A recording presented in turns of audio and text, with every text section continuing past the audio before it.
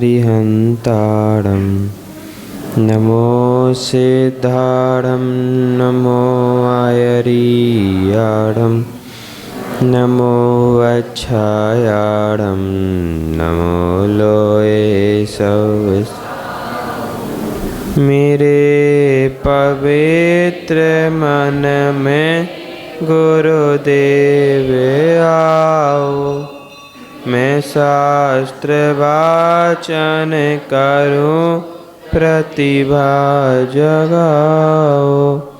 अरिहंत भासित सभी श्रुत देवताओ, क्या बोलना अब मुझे, क्या बोलना अब मुझे तुम। एदेन्द्रिये तुरैया पयदि दोषेन चोदिता संता, उमग्गम निहितिरहं करे ही मनपग्ग है बलिनम।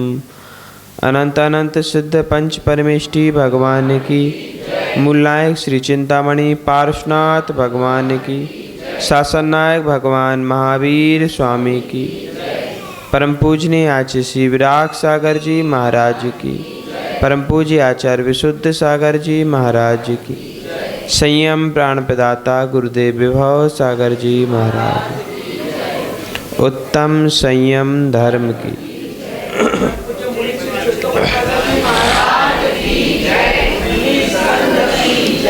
एदे इंदिये तुरैया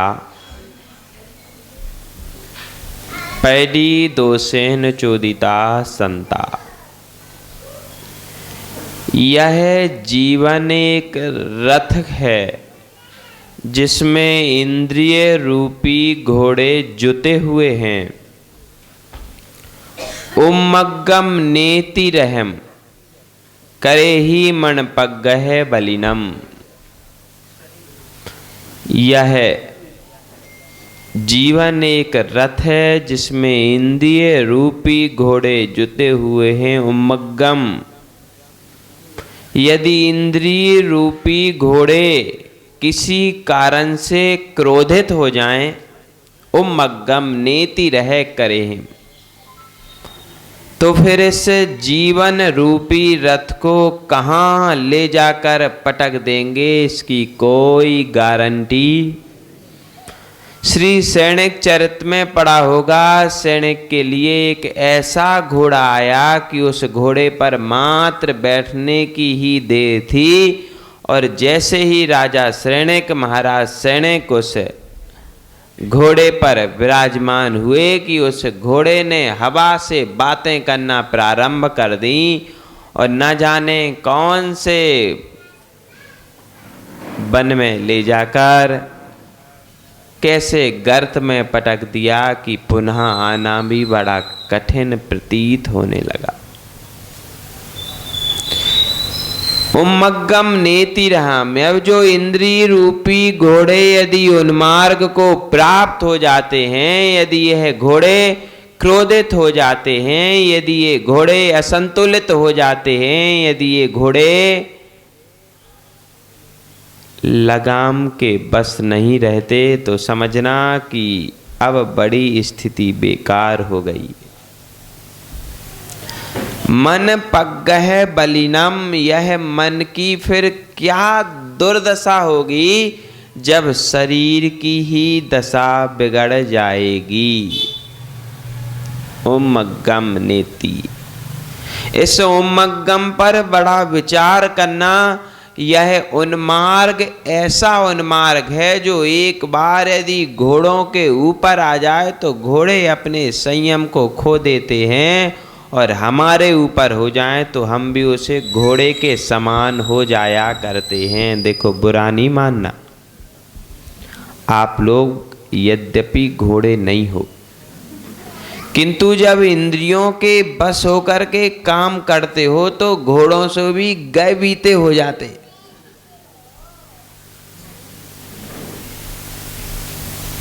वो महाराज अभी बतला रहे थे, बोले एक इंद्रिय के चक्कर में फंसता है, हाथी,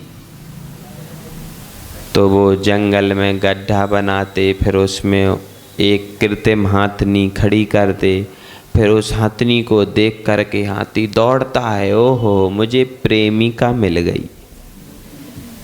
ऐसे ही भागते, यहाँ भी ऐसी स्थिति होती, मुझे प्रेमिका मिल गई।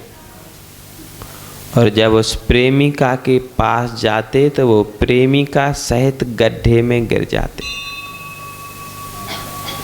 अब उस गड्ढे से निकलने का मार्ग दिखता ही नहीं कि कहाँ से निकलें, और इतना गहरा रहता है कि उससे चढ़ने की सामर्थ्य रहती नहीं, और उसी में फंसा रहता है, उसी में दुखी होता रहता है। जब बहुत दिनों तक बतलाते हैं कि महीनों भूखा रखा जाता है, महीनों प्यासा रखा जाता है, जब कहीं जाके थोड़ा थोड़ा पानी और थोड़ा थोड़ा भोजन दिया जाता है तो उस व्यक्ति से वो समझता है, उसे भूल हो जाती है कि यह मेरा रक्षक है। और फिर देखते जिंदगी भर बेचारे उन महाव्रतों के कोड़े खाते रहते हैं, उनकी वो छेद वाली सुई वाली, आहा, एक बार यदि कोई कंकड़ पैर में चुभ जाए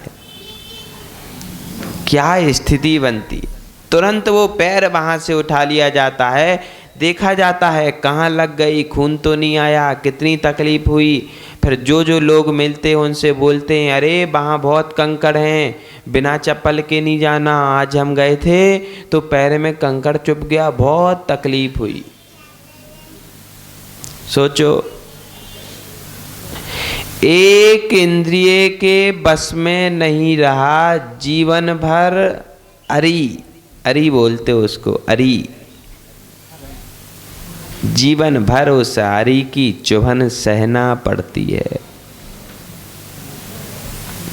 यदि उस दिन उस हथनी को देखकर ना दौड़ा होता तो जीवन भर उस चुभन को नहीं सहना पड़ता। एक दिन यदि संयमित रह लेता तो जीवन भर इतने दुख नहीं उठाने पड़ते। भोचेतन, एक दिन, एक जीवन, वैसा ही ये जीवन है अपना, जैसा कि हाथी का एक दिन और अपना एक जीवन। यहां से जब नरकों में जाओगे तो सैकड़ों सागर, कितने वर्ष, कोई वर्षों की गिनती नहीं। यदि 7वें में गए तो 33 सागर, और 7वें में जाने की सुविधा है नहीं, तीसरे तक ही जा पाओगे। 8वें स्वर्ग, चौथा नरक, तो चौथे नरक तक ही जा पाओगे। और चौथे नरक में भी किसी भी प्रकार की ऐसी सुविधा नहीं है कि आप रोने लगोगे तो वो वहाँ से कोई दूसरा नारकी आएगा और आपको खिलौना देगा, ले बेटा खिलौना ले ले, रो मत। ऐसी सुविधा कहीं भी नहीं मिलने वाली है। यदि इस जीवन में संयमित रह लिया तो नरकों में दुख नहीं उठाने पड़ेंगे। एक एक इंद्री में फंस के वो महाराज बतला रहे थे, बोले मछली वो कांटे में आटे की लोई फंसा के पानी में फेंक देता, वो बेचारी आती है, खाती है और उसकी जीभ में छेद हो जाता, और जीभ के सहारे उसको पानी से ऊपर निकाल लिया जाता है।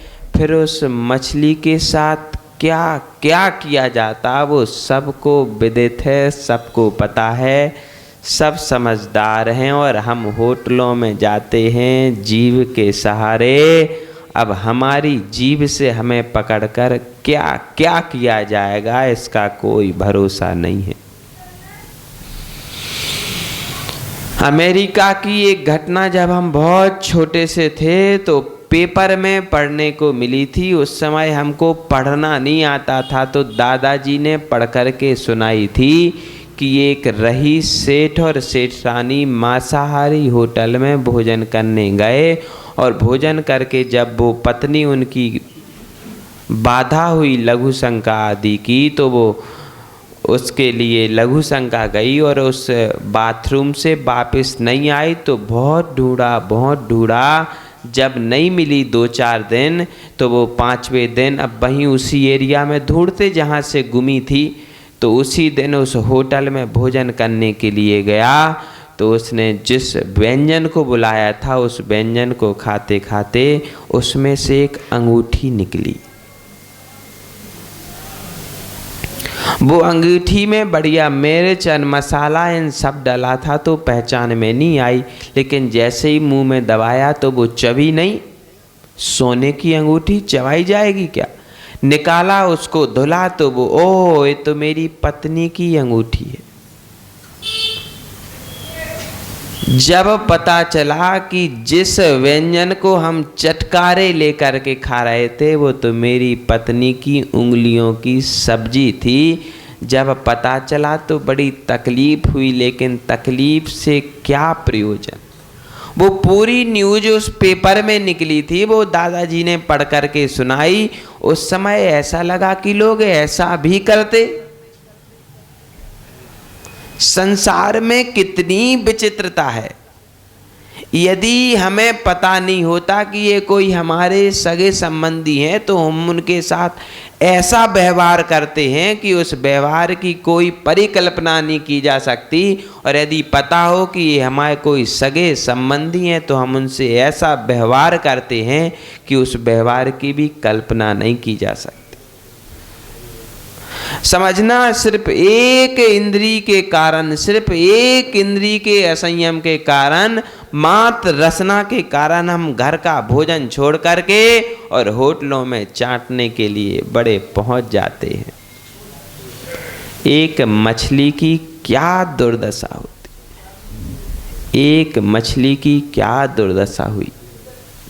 जीभ से ही खींचा जाता उसको, वो कांटा कहीं और नहीं फंसता, वो जीभ में जैसे ही चबाती है तो वो छिद जाती है और उसके सहारे वो ऊपर तक खिंची आती है, मरती नहीं है, बाद में मारा जाता है। ऐसे ही हम अभी तो बहुत चटकारे लेकर के होटल में जाते हैं, अभी कुछ नहीं होने वाला।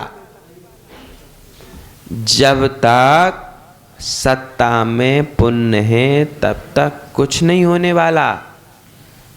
जैसे ही पुण्य क्षीण होगा तो फिर जाएंगे विशेष टिकट के द्वारा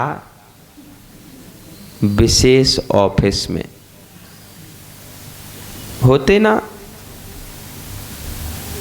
विशेष सुविधा युक्त, अधिक पैसे देने पर VIP कोटा, आइए 100 रुपये वाले अलग, 1000 रुपये वाले अलग, 100 रुपये वाले लाइन में लगे रहो, 1000 रुपये वाले सीधे आओ, दर्शन पाओ और चले जाओ। ऐसे ये VIP सुविधा है, खूब खाओ हर जगह, VIP सुविधा है। सीधे नरक की टिकट, फिर देर नहीं लगने वाली, यहाँ खाओ, टिकट लो, सीधे नरक में जाओ, बीच में कोई असुविधा ही नहीं होगी। देखो, बुरा नहीं मानना, और मान भी जाओ तो हमारा कर क्या लोगे। और आज से 50 दिन शेष रहे। आज से धर्म की उल्टी गिनती प्रारंभ हो गई। अब घटते क्रमों में बचे। आज छठा दिन। गुरुजी कहते थे छठवां दिन छठा हुआ दिन है। यदि आज आप लोग छठ करके निकल आए तो छठ करके स्वर्ग पहुंचोगे, और नहीं छठे तो फिर छटपटाते ही रहोगे। समझना, एक एक इंद्री के कारण वो भौरा जाता है, फूल की सुगंध लेता है, उसमें बैठता है और फूल बंद हो जाता, उसका मरण हो जाता। लेकिन उससे वह यह नहीं सोच पाता कि बाहर निकल आए। वो एक संसार वृक्ष का चित्रण कहीं देखा हो तो देखना, थोड़ी सी उसकी कल्पना करना। वो दोनों हाथों से एक डाल को पकड़े हुए है, ऊपर से देव बचाने के लिए आए हैं। दो चूहे उस डाल को काट रहे हैं, नीचे से हाथी पेड़ को गिराने के लिए तैयार है। चारों गतियों के सांप कुएं में इंतजार कर रहे हैं और निगोद का सांप मुंह फाड़े हुए बैठा हुआ है कि बेटा नीचे तो गिर, मैं ते को गोद में लेता हूं। ऐसी गोद में लूंगा कि फिर कभी तुम बाहर जाने की सोच ही नहीं पाएगा। और ऊपर से एक एक शहद की बूंद गिर रही है और इस एक एक बूंद के कारण वह ना तो देव विमान के पास जा पा रहा है, ना अपना हित सोच पा रहा है। वह सोचता तो है कि मैं इस देव के बुलाने पर उसके विमान में चला जाऊं, लेकिन वह जा नहीं पाता। वो कहता है थोड़ा सा रुको, एक और बूंद आने वाली है। किसी से कहो कि रात्रि भोजन छोड़ दो, किसी से कहो अरिहंताड़म, नमो सिद्धाड़म, नमो आयरियाड़म, नमो अच्छायाड़म, नमो लोए सवस। मेरे पवित्र मन में गुरुदेव आओ, मैं शास्त्र वाचन करूं, प्रतिभा जगाओ। अरिहंत भाषित सभी श्रुत देवताओ, क्या बोलना अब मुझे, क्या बोलना अब मुझे तुम। ए देंदिए तुरैया पयदी दोषेन चोदिता संता, उमग्गम निहितिरहम करे ही मणपग्ग है बलिनम। अनंत अनंत सिद्ध पंच परमेष्टि भगवान की, मूलनायक श्री चिंतामणि पार्श्वनाथ भगवान की, शासन नायक भगवान महावीर स्वामी की, परम पूजनीय आचार्य श्री विराग सागर जी महाराज की, परम पूज्य आचार्य विशुद्ध सागर जी महाराज की, संयम प्राण प्रदाता गुरुदेव विभव सागर जी महाराज, उत्तम संयम धर्म की।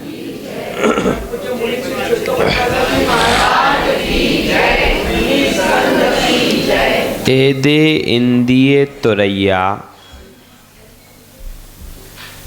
पैडी दोषेन चोदिता संता। यह जीवन एक रथ है जिसमें इंद्रिय रूपी घोड़े जुते हुए हैं। उमग्गम नेति रहम करे ही मणपग्गह बलिनम। यह जीवन एक रथ है जिसमें इंद्रिय रूपी घोड़े जुते हुए हैं। उमग्गम, यदि इंद्रिय रूपी घोड़े किसी कारण से क्रोधित हो जाएं, उमग्गम नेति रह करे हैं, तो फिर इस जीवन रूपी रथ को कहाँ ले जाकर पटक देंगे, इसकी कोई गारंटी।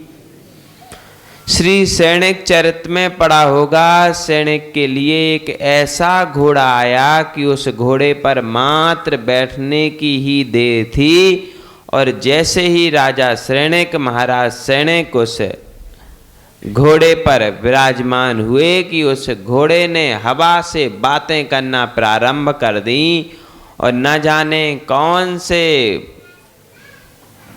वन में ले जाकर कैसे गर्त में पटक दिया कि पुनः आना भी बड़ा कठिन प्रतीत होने लगा।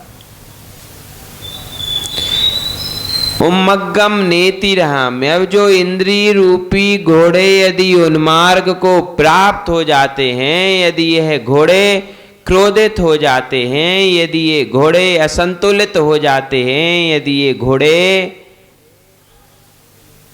लगाम के बस नहीं रहते, तो समझना कि अब बड़ी स्थिति बेकार हो गई। मन पग्गह बलिनम, यह मन की फिर क्या दुर्दशा होगी जब शरीर की ही दशा बिगड़ जाएगी। उम्मग्गम नेति, इस उम्मग्गम पर बड़ा विचार करना।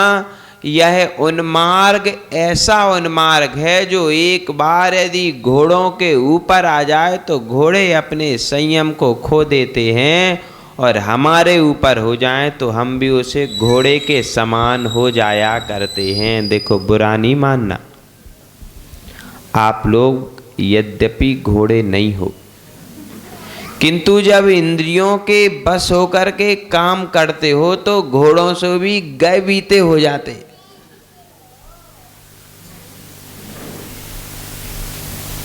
वो महाराज अभी बतला रहे थे, बोले एक इंद्रिय के चक्कर में फंसता है हाथी, तो वो जंगल में गड्ढा बनाते, फिर उसमें एक कृत्रिम हाथनी खड़ी करते, फिर उस हाथनी को देख करके हाथी दौड़ता है, ओहो मुझे प्रेमिका मिल गई। ऐसे ही भागते, यहाँ भी ऐसी स्थिति होती, मुझे प्रेमिका मिल गई। और जब उस प्रेमिका के पास जाते तो वो प्रेमिका सहित गड्ढे में गिर जाते। अब उस गड्ढे से निकलने का मार्ग दिखता ही नहीं कि कहाँ से निकलें, और इतना गहरा रहता है कि उससे चढ़ने की सामर्थ्य रहती नहीं, और उसी में फंसा रहता है, उसी में दुखी होता रहता है। जब बहुत दिनों तक बतलाते हैं कि महीनों भूखा रखा जाता है, महीनों प्यासा रखा जाता है, जब कहीं जाके थोड़ा थोड़ा पानी और थोड़ा थोड़ा भोजन दिया जाता है तो उस व्यक्ति से वो समझता है, उसे भूल हो जाती है कि यह मेरा रक्षक है। और फिर देखते जिंदगी भर बेचारे उन महाव्रतों के कोड़े खाते रहते हैं, उनकी वो छेद वाली सुई वाली, आहा, एक बार यदि कोई कंकड़ पैर में चुभ जाए क्या स्थिति बनती।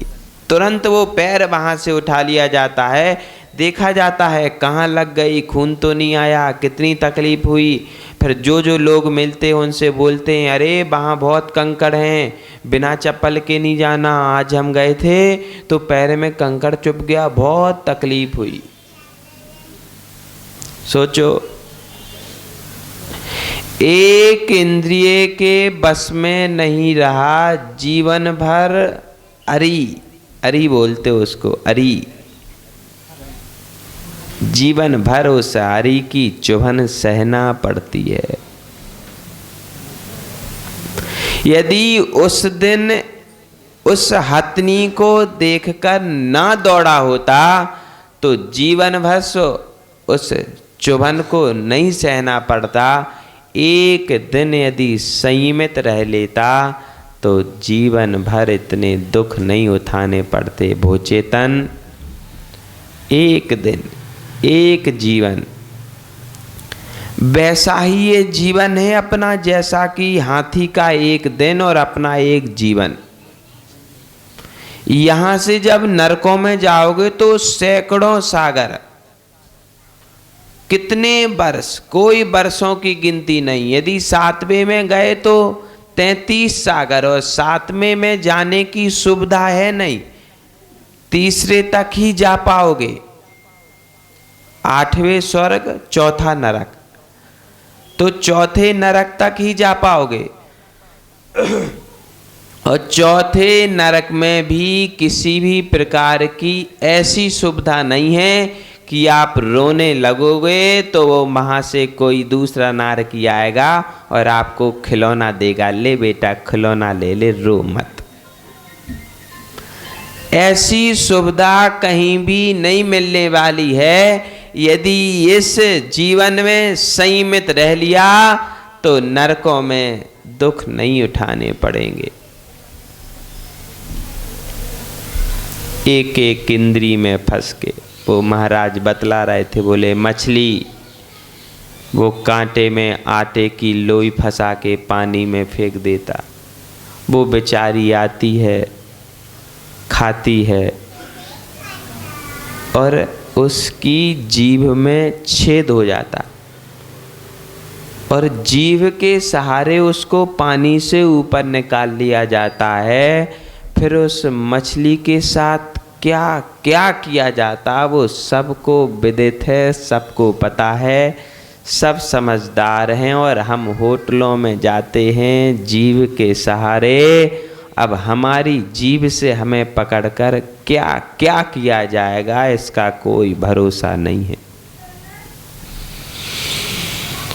अमेरिका की एक घटना जब हम बहुत छोटे से थे तो पेपर में पढ़ने को मिली थी। उस समय हमको पढ़ना नहीं आता था तो दादाजी ने पढ़ कर के सुनाई थी कि एक रईस सेठ और सेठानी मांसाहारी होटल में भोजन करने गए और भोजन करके जब वो पत्नी उनकी बाधा हुई लघु शंका आदि की तो वो उसके लिए लघु शंका गई और उस बाथरूम से वापस नहीं आई तो बहुत ढूंढा।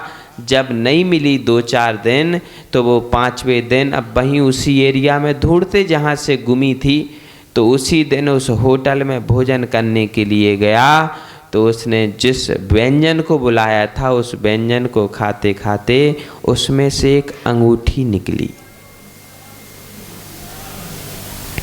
वो अंगूठी में बढ़िया मिर्च और मसाला इन सब डाला था तो पहचान में नहीं आई, लेकिन जैसे ही मुंह में दबाया तो वो चबी नहीं। सोने की अंगूठी चबाई जाएगी क्या? निकाला उसको धुला तो वो ओह ये तो मेरी पत्नी की अंगूठी है। जब पता चला कि जिस व्यंजन को हम चटकारे लेकर के खा रहे थे वो तो मेरी पत्नी की उंगलियों की सब्जी थी, जब पता चला तो बड़ी तकलीफ हुई, लेकिन तकलीफ से क्या प्रयोजन। वो पूरी न्यूज उस पेपर में निकली थी, वो दादाजी ने पढ़ कर के सुनाई। उस समय ऐसा लगा कि लोग ऐसा भी करते।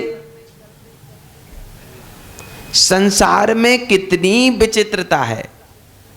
यदि हमें पता नहीं होता कि ये कोई हमारे सगे संबंधी हैं तो हम उनके साथ ऐसा व्यवहार करते हैं कि उस व्यवहार की कोई परिकल्पना नहीं की जा सकती। और यदि पता हो कि ये हमारे कोई सगे संबंधी हैं तो हम उनसे ऐसा व्यवहार करते हैं कि उस व्यवहार की भी कल्पना नहीं की जा सकती। समझना, सिर्फ एक इंद्री के कारण, सिर्फ एक इंद्री के असंयम के कारण, मात्र रसना के कारण हम घर का भोजन छोड़ करके और होटलों में चाटने के लिए बड़े पहुंच जाते हैं। एक मछली की क्या दुर्दशा होती, एक मछली की क्या दुर्दशा हुई। जीभ से ही खींचा जाता उसको, वो कांटा कहीं और नहीं फंसता, वो जीभ में जैसे ही चबाती है तो वो छिद जाती है और उसके सहारे वो ऊपर तक खिंची आती है, मरती नहीं है, बाद में मारा जाता है। ऐसे ही हम अभी तो बहुत चटकारे लेकर के होटल में जाते हैं, अभी कुछ नहीं होने वाला। जब तक सत्ता में पुण्य है तब तक कुछ नहीं होने वाला। जैसे ही पुण्य क्षीण होगा तो फिर जाएंगे विशेष टिकट के द्वारा विशेष ऑफिस में। होते ना विशेष सुविधा युक्त, अधिक पैसे देने पर VIP कोटा आइए 100 रुपये वाले अलग, 1000 रुपये वाले अलग, 100 रुपये वाले लाइन में लगे रहो, 1000 रुपये वाले सीधे आओ, दर्शन पाओ और चले जाओ। ऐसे ये वीआईपी सुविधा है, खूब खाओ हर जगह, वीआईपी सुविधा है। सीधे नरक की टिकट, फिर देर नहीं लगने वाली, यहां खाओ, टिकट लो, सीधे नरक में जाओ, बीच में कोई असुविधा ही नहीं होगी। देखो, बुरा नहीं मानना, और मान भी जाओ तो हमारा कर क्या लोगे। और आज से 50 दिन शेष रहे। आज से धर्म की उल्टी गिनती प्रारंभ हो गई। अब घटते क्रमों में बचे। आज छठा दिन। गुरुजी कहते थे छठवां दिन छठा हुआ दिन है। यदि आज आप लोग छठ करके निकल आए तो छठ करके स्वर्ग पहुंचोगे, और नहीं छठे तो फिर छटपटाते ही रहोगे। समझना, एक एक इंद्रिय के कारण वो भौरा जाता है, फूल की सुगंध लेता है, उसमें बैठता है और फूल बंद हो जाता, उसका मरण हो जाता। लेकिन उससे वह यह नहीं सोच पाता कि बाहर निकल आए। वो एक संसार वृक्ष का चित्रण कहीं देखा हो तो देखना, थोड़ी सी उसकी कल्पना करना। वो दोनों हाथों से एक डाल को पकड़े हुए है, ऊपर से देव बचाने के लिए आए हैं। 2 चूहे उस डाल को काट रहे हैं, नीचे से हाथी पेड़ को गिराने के लिए तैयार है। चारों गतियों के सांप कुएं में इंतजार कर रहे हैं, और निगोद का सांप मुंह फाड़े हुए बैठा हुआ है कि बेटा नीचे तो गिर, मैं तेको गोद में लेता हूं। ऐसी गोद में लूंगा कि फिर कभी तुम बाहर जाने की सोच ही नहीं पाएगा। और ऊपर से एक एक शहद की बूंद गिर रही है, और इस एक एक बूंद के कारण वह ना तो देव विमान के पास जा पा रहा है, ना अपना हित सोच पा रहा है। वह सोचता तो है कि मैं इस देव के बुलाने पर उसके विमान में चला जाऊं, लेकिन वह जा नहीं पाता। वो कहता है थोड़ा सा रुको, एक और बूंद आने वाली है। किसी से कहो कि रात्रि भोजन छोड़ दो, किसी से कहो धर्माचरण करने लगो, किसी से कहो कि अब प्रतिमा आदि के व्रत ले लो, तो वो बतलाते हैं, वो समझाते हैं, कहते महाराज थोड़ा रुको, अभी एक बेटे की शादी रुकी है, अभी एक बेटी की शादी रुकी है, अभी बहू के यहाँ डिलीवरी होनी है, अभी अमुक काम है, अभी अमुक काम करना है, अभी हमारी उम्र हुई कितनी है, अभी तो बहुत समय बाकी है। इस प्रकार से जब हम कहते हैं तो देख करके बड़ी दया आती है कि देखो ना, एक एक बूंद के चाटने के लिए रुके हुए हो, सामने नहीं देखते कि यदि वो चूहों ने डाल काट दी तो नीचे गिरेंगे, हाथी ने पेड़ उखाड़ दिया तो नीचे गिरेंगे। यदि स्वयं का बाहुबल कम पड़ा और हाथ छटक गए तो नीचे गिरेंगे ही गिरेंगे। हमारी मन की स्थिति बड़ी विचित्र होती है। हम जानते तो सब हैं, मानते कुछ नहीं, और कोई समझाए तो मानने भी लगते कि हाँ ये ठीक है, महाराज ठीक कह रहे, बात तो सही है, लेकिन अभी थोड़ा रुको।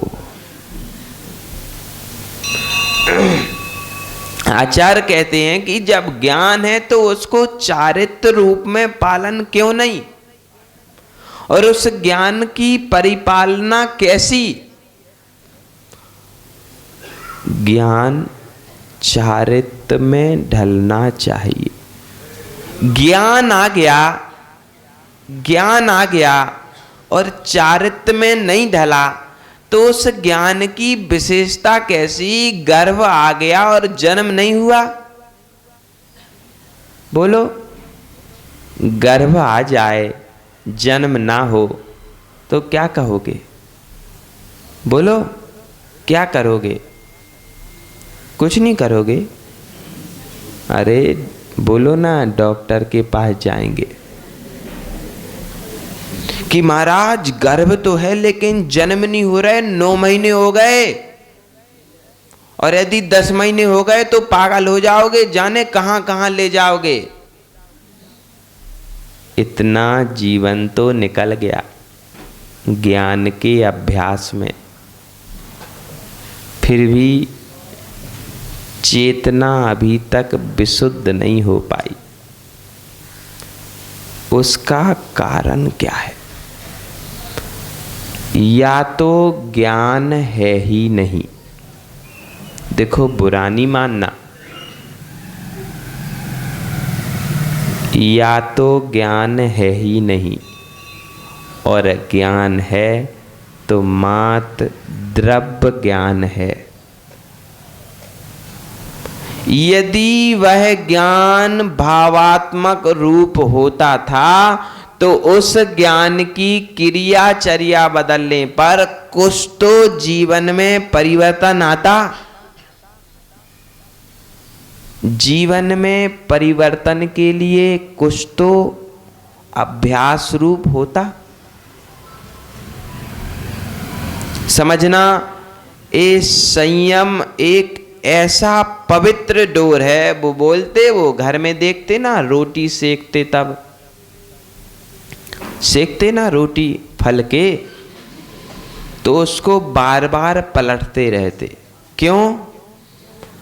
यदि थोड़ी सी भी असावधानी हुई तो उसको चटका और जल गई तो स्वामी जी खाना पसंद। फिर उस फल के का हम क्या करेंगे, इतना सोचने के पहले हम यूं सोचते हैं कि अच्छे से सेक लो, दूसरा काम बाद में। उस समय फोन बजता तो उठाते क्या? बोलो। जब एक ग्राहक ज्यादा सामान वस्तु खरीदने आता और उस समय देखते कि प्रेमिका का फोन बज रहा है, तब उठाते क्या? क्यों? वहां पर संयम लोभवश आ जाता। यदि फोन पे बात करने लगे तो रोटी जल जाएगी, फोन पे बात करने लगे तो ग्राहक से मोह है कि जो ग्राहक से मिलने वाली अर्थव्यवस्था है उससे मोह है।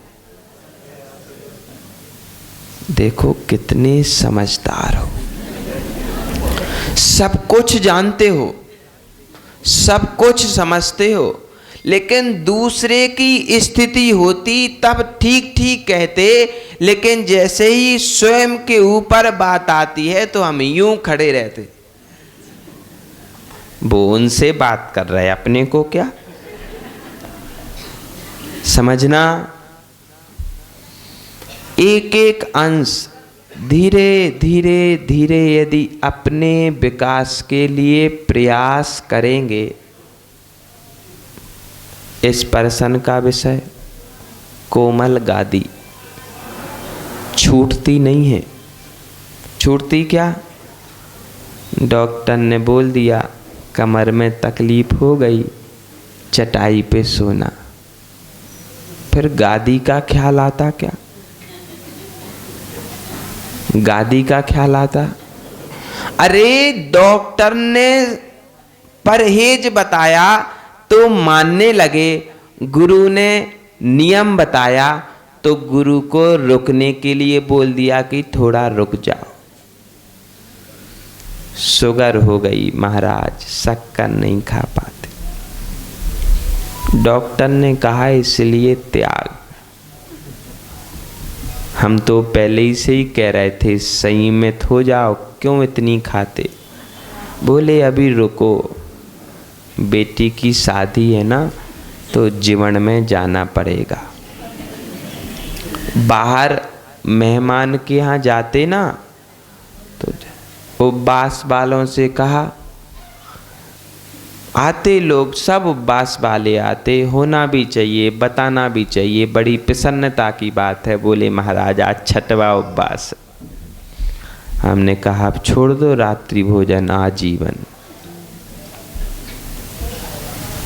वो तो बाहर जाना पड़ता ना इनके साथ।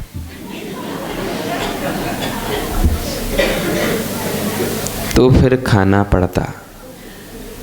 यह कौन सी शर्त है? मतलब स्वयं को खाना है और फंसाना इनको है। ये बड़ी विचित्रता है हमारे स्वयं के असंयम की। लोग बोलते हैं जब हम बूढ़े हो जाएंगे तब फिर संयम करेंगे, तब हम सारे नियम धर्म पालेंगे, हम प्रतिमा भी लेंगे, हम नियम से भी रहेंगे, हम सब कुछ करेंगे। और जब बूढ़े हो जाए फिर पूछो क्या हुआ?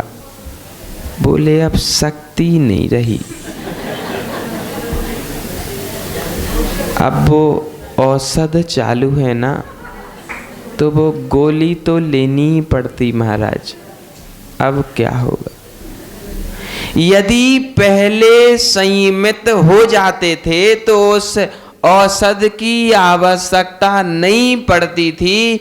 हमारे संग में 80, 85 और 90 साल के भी साधु हैं जिन्हें एक भी औषध खाने की जरूरत नहीं पड़ती है, और आप लोगों से अच्छे पैदल चलते हैं 20-20 किलोमीटर, और जब माइप मिलता हो तो ऐसे बोलते जैसे शेर दहाड़ रहा हो। समझना यह स्थिति क्यों बनी। वो एक अध्ययन सागर हैं 82 वर्ष के। जिस दिन यहाँ से गुरुजी का बिहार हुआ था उस दिन वो बोल रहे थे।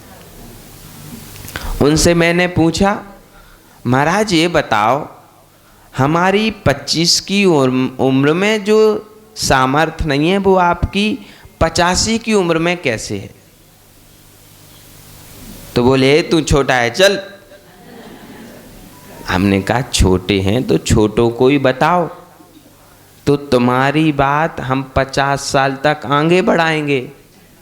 यदि तुमने 85 साल के होकर किसी 90 साल के डोकरे को अपनी राज बताया और वो दूसरे दिन चला गया, तो आज मरे कल तीसरा। ऐसे ही होता ना, आज मरे कल तीसरा। अब तुम देख लो तुम्हारी बात गई। तो उन्हें हमारी बात अच्छी लगी तो बोले हम बताते हैं। बोले सन 1957 में हमने अखंड ब्रह्मचर्य व्रत ले लिया था दोनों पति पत्नी ने। 98 में 2 प्रतिमा के व्रत, 2000 में 3 प्रतिमा के व्रत, 3 में 5 प्रतिमा के व्रत और 7 में 7 प्रतिमा के व्रत ले लिए थे। 13 में क्षुल्लक दीक्षा, 14 में मुनि दीक्षा तुम्हारे सामने हुई। इतने संयमित रूप से हम रहे, इसका फल है कि तुम्हारे सामने अभी तक चल रहे हैं। 5 बेटे।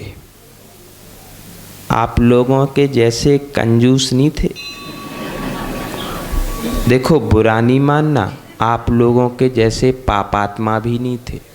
क्यों? शास्त्रों में लिखा कि पंचम काल में बंधु बांधवों से रहित होंगे। अब एक ही लड़का, ना उसके पापा के यहाँ कोई लड़का, वो कहाँ गए गंग वाले प्रवीण, ये भी अकेले, इनका भी अकेला। अब कोई जरूरत पड़े तो किसको बुलाएं? कभी किसी से मन हो जाए कि आज बात कर ले जाए, तो किससे बात करें?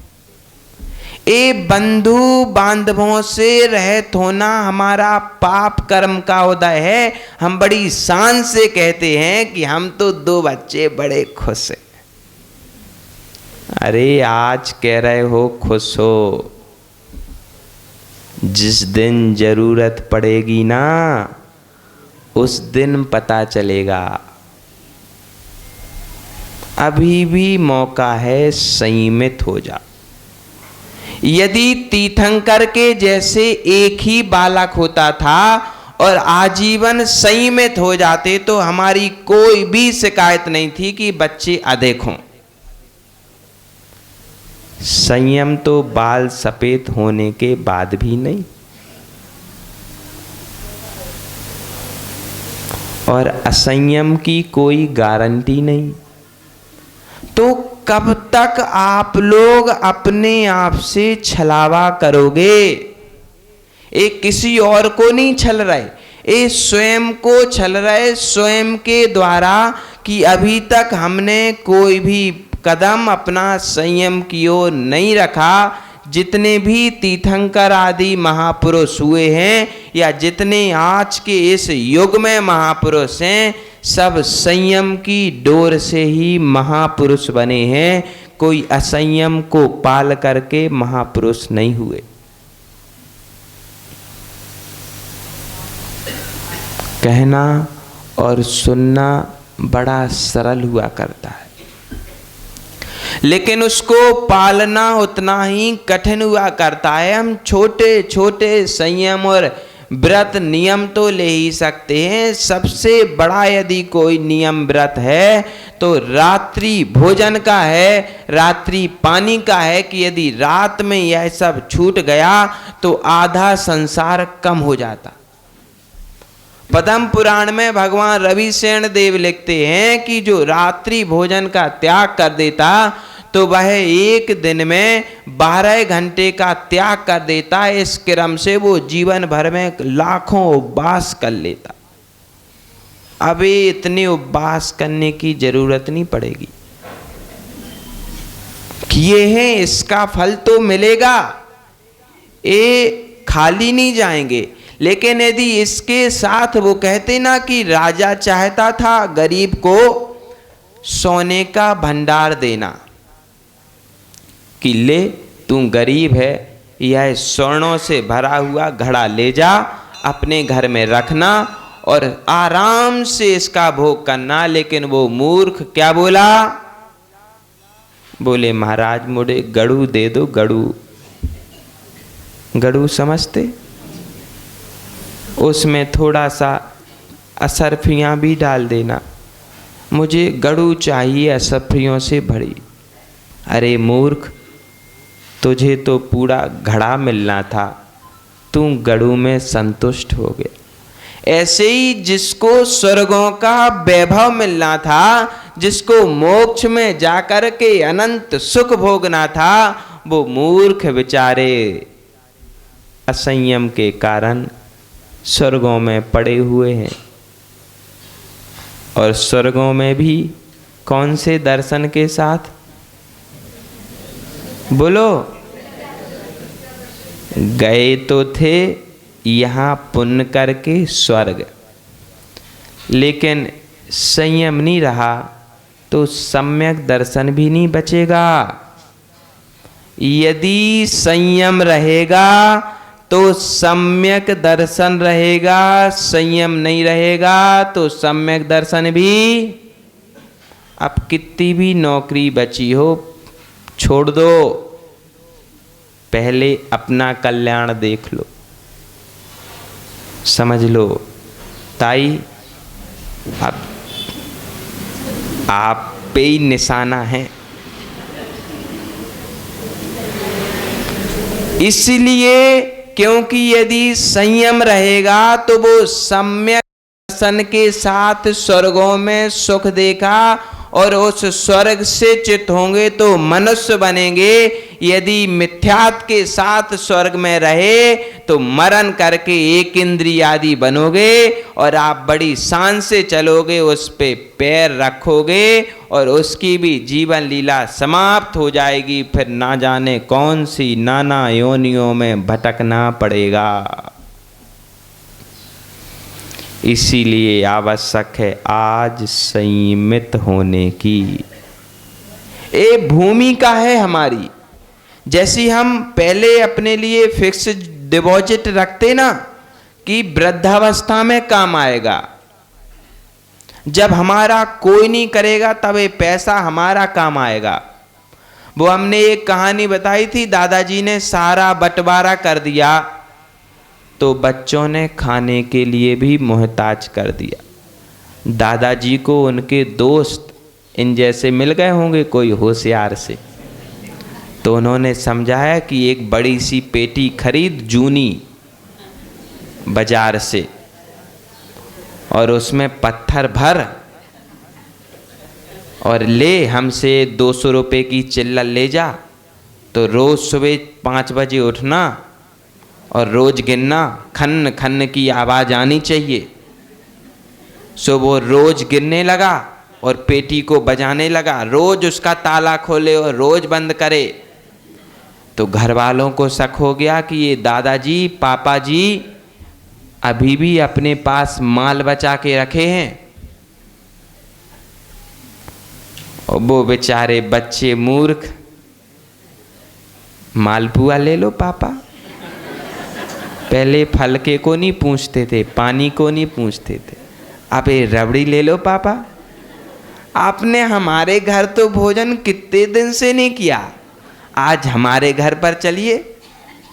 आओ भगत ऐसी होने लगी जैसी कभी नहीं होती थी। और जैसे ही बुढ़े के प्राण निकले तो मुंह ढक के पहले चाबी ढूंढी, चाबी कहाँ है, और पेटी खोली।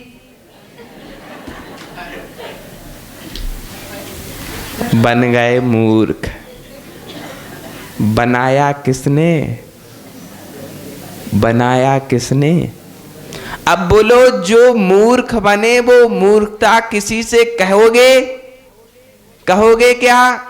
नहीं कह सकते कि हमारे पप्पा, ऐसे ही ना, हमारे पप्पा ही हमको मूर्ख बना के चले गए। यदि ये बात हम बाहर वाले से कहेंगे तो वो भी समझेगा कि ये सबसे बड़ा मूर्ख है, अपन भी इसको मूर्ख बना लो। ऐसे ही हम किसी के द्वारा नहीं छले जा रहे, हम अपने द्वारा ही छल को प्राप्त हो रहे और बड़े प्रसन्न होते जब तक छले नहीं जाते कि आहा पापा को खूब खिलाओ, माल मिलेगा। क्या पता पापा आपसे भी होशियार। समझना, अधिक कहने से क्या लाभ। विद्वानों की सभा में थोड़ा ही वक्तव्य पर्याप्त होता है। आपका समय हो गया। मात्र एक बार विचार करना कि हम अपने जीवन के उत्थान के लिए कुछ ऐसा संयम ग्रहण कर लें जिसकी आधारशिला के ऊपर हमारा भवन खड़ा हो जाए। अधिक मत सोचना, अधिक कुछ भी नहीं करना, मात्र अपने जीवन की आधारशिला के लिए एक कोई ऐसा नियम लेना कि जिसके ऊपर 10 मंजिल, 20 मंजिल, 50, 100, 200, 500, 1000 जितना चाहो उतना। फिर बाद में कभी पिलरों के ऊपर ध्यान ना जाए कि हम इतने ऊपर बिल्डिंग खड़ी कर रहे हैं, ये पिलर कमजोर तो नहीं है। फिर जीवन में दूसरी बार कभी पिलर को देखना ही नहीं पड़े। एक बार इतने मजबूत पिलर खड़े कर लेना और अधिक कुछ भी नहीं चाहिए। आपके जीवन के उत्थान के लिए कुछ ऐसे नियम ले लेना कि जीवन भर गर्व हो सके कि हाँ, हमने उस समय नियम ले लिया था, उस समय संयम ले लिया था, तो आज तक हम संयमी हैं। पूछना इनसे, ए बालचंद जी, बड़ा भाऊ,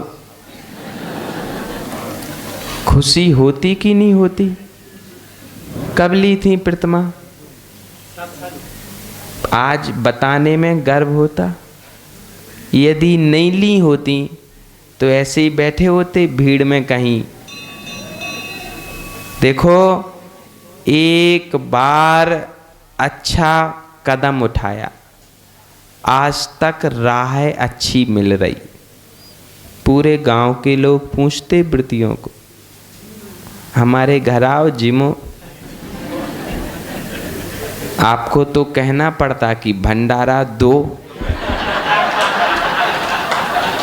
और उसमें भी एक जाने कहाँ के महाराज आ गए।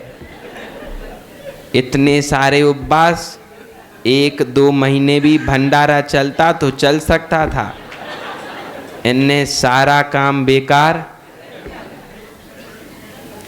समझना, एक संयम, एक नियम कोई ऐसा लेना कि जिससे जीवन भर शांति रहे कि हाँ, मैंने अपने लिए कुछ तो किया है, और वही आपके साथ जाएगा। बाकी सब तो कितना भी कमा लो, कितना भी जोड़ लो, जिस दिन जाओगे उसी दिन प्रॉपर्टी पर हस्तांतरण हो जाता। होता ना? बंगला का मालिक कौन? कौन? बोलो ना। पप्पा गए। और ऐसी ही परंपरा है, और ऐसी ही परंपरा को हम अभी तक निर्वाह करते आए हैं, और करना भी यही है। इसके बिना संसार मार्ग चलेगा भी नहीं।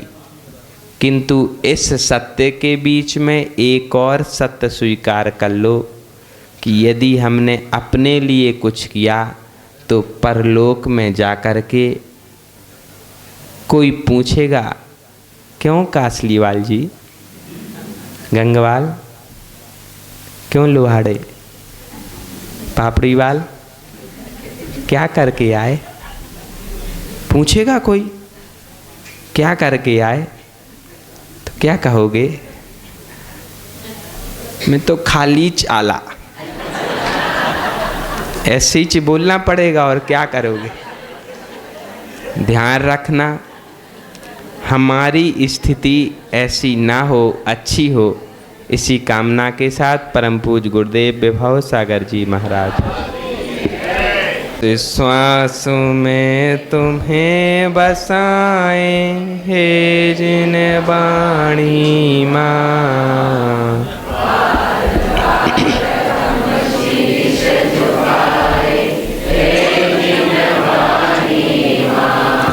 धर्म सभा में आने वाले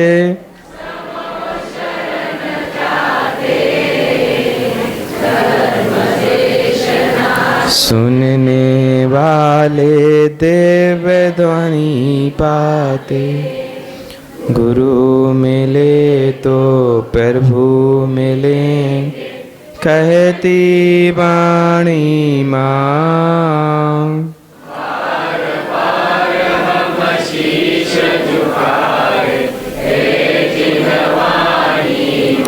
पहला फल अज्ञान नाश, दूजा ज्ञान मिले, तीजा है गुण श्रेणी निर्जरा, हरु सम्मान मिले। अंतिम फल निर्माण हमें जय निर्वाणी माँ। बार बार हम शीश